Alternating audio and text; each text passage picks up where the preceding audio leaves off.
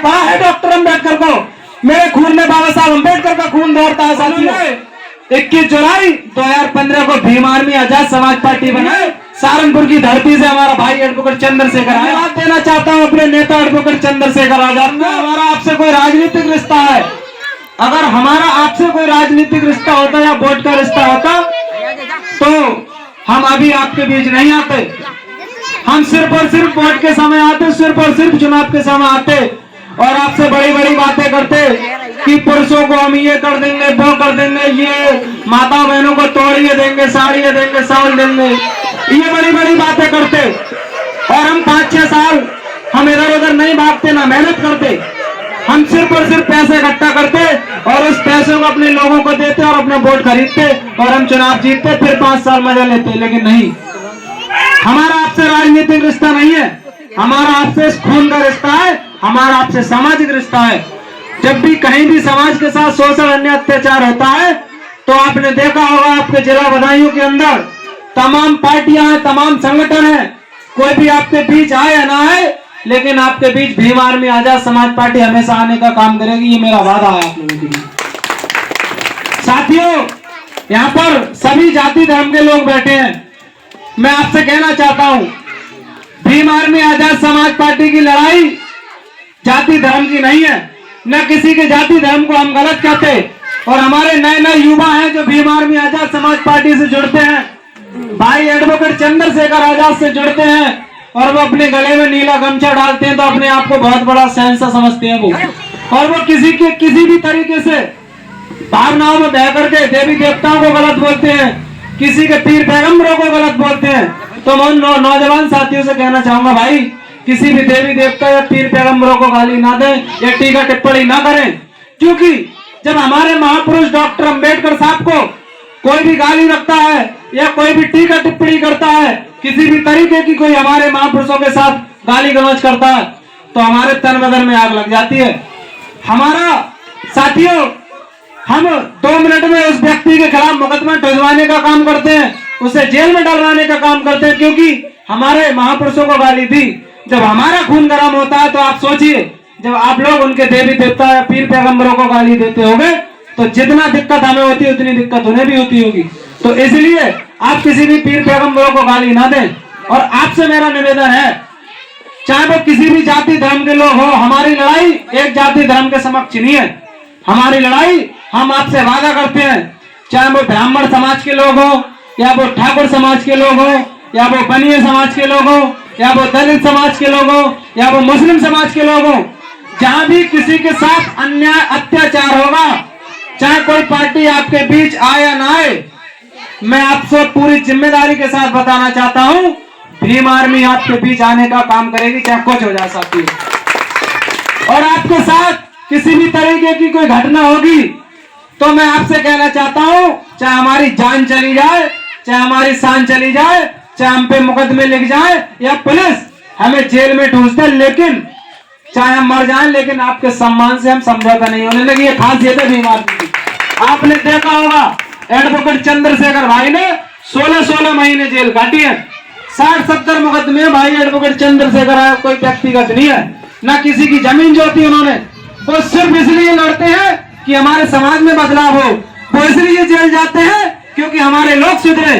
अगर भाई एडवोकेट चंद्रशेखर आजाद सहारनपुर की धरती से इस चिंगारी को ना बढ़ाते और भीम आर्मी आजाद समाज पार्टी को ना बनाते तो आपके बीच अनमोल सागर नहीं बोल रहा होता।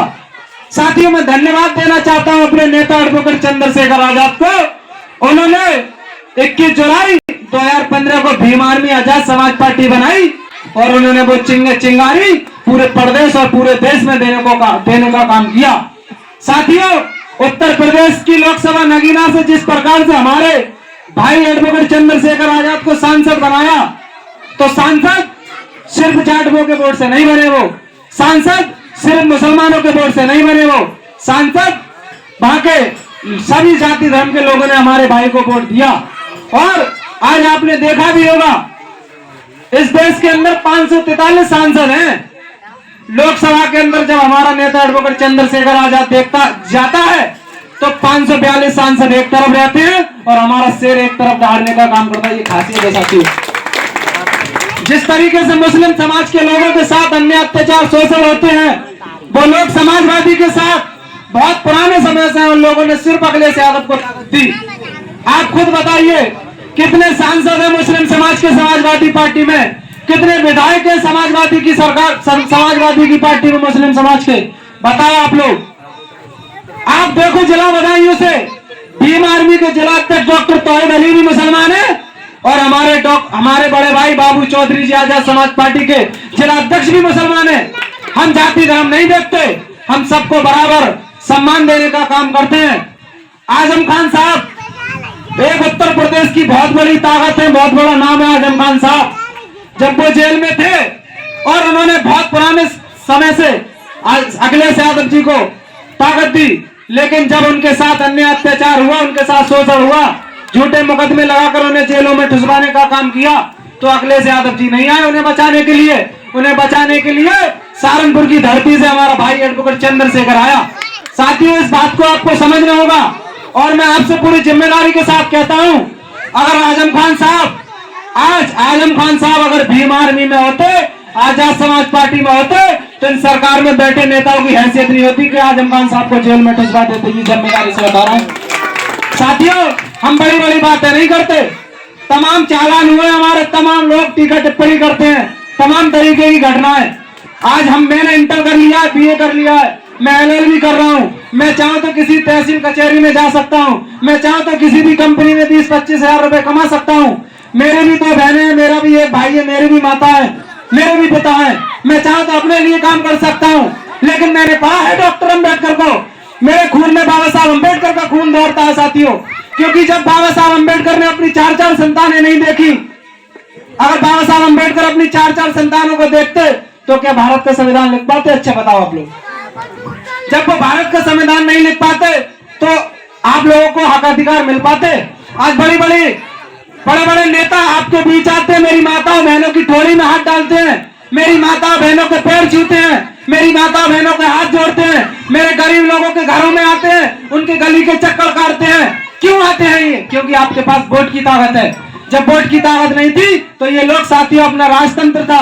बाबा साहब अम्बेडकर के 26 जनवरी 1950 को संविधान स्थापित करके इस देश में कहा था कि मैंने आज रानी का पेट चीर दिया है, क्योंकि पहले राजतंत्र था, पहले रानी के पेट से राजा पैदा होता था। जब 26 जनवरी 1950 को बाबा साहब अम्बेडकर ने इस देश के अंदर संविधान को लागू किया था, तब बाबा साहब अम्बेडकर ने कहा था कि मैंने रानी का पेट चीर दिया है, आज के बाद रानी के पेट से राजा पैदा नहीं होगा, वोट की ताकत से राजा पैदा होगा। साथियों, जिसको हमारे गरीब लोग चाहेंगे वो राजा बनेगा। आप चाहेंगे कि हमारे सोनू सिद्दीकी जी को इस ग्राम दुगरैया का साथियों प्रधान बनाना है तो भाई सोनू सिद्दीकी जी बनेंगे। अगर आप चाहोगे कि भाई को जिला पंचायत का सदस्य बनाना है तो भाई जिला पंचायत सदस्य बनेंगे। आप चाहोगे सोनू अम्बेडकर को इस विधानसभा का विधायक बनाना है तो सोनू बनेगा। साथियों, ये वोट की ताकत है, आपके अंगूठे की ताकत है। साथियों, मैं अपने जाटव समाज के लोगों से कहना चाहता हूं, मैं आपका बच्चा हूं, मैं आपका खून हूं।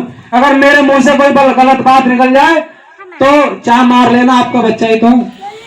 साथियों, भैंसे 70,000 या 60,000 या 80,000 रुपए में बिकती है, बकरे 5,000 या 6,000 रुपए में बिकते हैं, मुर्गे 500, 600 या 700 रुपए में बिकते हैं, लेकिन हमारे समाज के नालायक लोग 70-75 रुपए में बिक जाते हैं। आपको शर्म आनी चाहिए ना?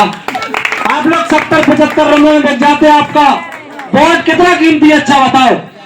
बाबा साहब अम्बेडकर ने कहा था आपके वोट की रक्षा सुरक्षा ऐसे करना जैसे आप अपनी बहन बेटियों की रक्षा सुरक्षा करते हो।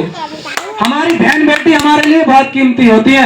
हम अपनी बहन बेटियों के लिए कोई शादी का रिश्ता देखते हैं या हम अपनी बहन बेटियों की शादी करते हैं तो हम फोनों से संपर्क करते हैं कि लड़का शराब तो नहीं पीता है, लड़का दारू तो नहीं पीता है, लड़का कोई गलत काम तो नहीं करता है, क्योंकि आप अपनी बेटी का रिश्ता करते हो। इसी तरीके से आप अपने वोट की सुरक्षा करो। साथियों, वोट की ताकत भी बहुत बड़ी ताकत है। बहुत बोल गया मैं,